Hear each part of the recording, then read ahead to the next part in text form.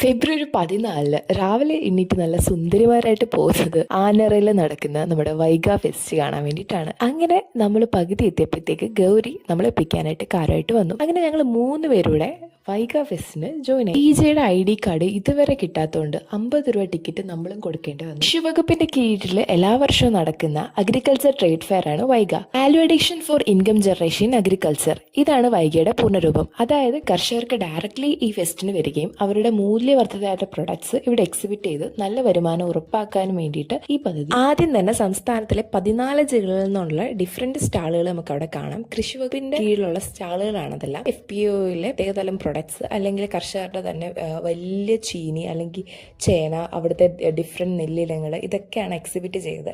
ഇതൊക്കെ സെയിലിനുമല്ല, നമുക്ക് എക്സിബിഷന് മാത്രമാണ് ആദ്യത്തെ കൃഷി വകുപ്പിന്റെ സ്റ്റാളുകൾ.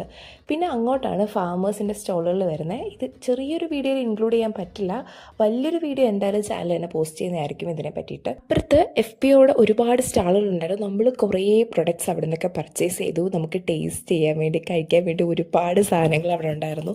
സോ അവിടെ നിന്നെല്ലാം വാങ്ങിച്ച് നമ്മൾ അവസാനം കുറച്ച് നേരത്തേക്ക് കയറിയ നമ്മൾ ഒരു 4-5 മണിക്കൂർ ആ ഫെസ്റ്റിന് ഗൗരി വേഗം ഒരു അത്യാവശ്യം വന്നുകൊണ്ട് അവൾ നമ്മളെ ഡ്രോപ്പ് ചെയ്തിട്ട് അവൾ പോയി. നമ്മൾ അവിടുന്ന് ഫുഡൊക്കെ കഴിച്ചിട്ട് ഈ കോളേജിലോട്ട് പോയി. അപ്പോൾ ഫുൾ വീഡിയോ ചാനൽ അപ്ലോഡ് ചെയ്യുക. സബ്സ്ക്രൈബ് ചെയ്താൽ അടുത്ത വീഡിയോയിലും കാണാം. ബൈ.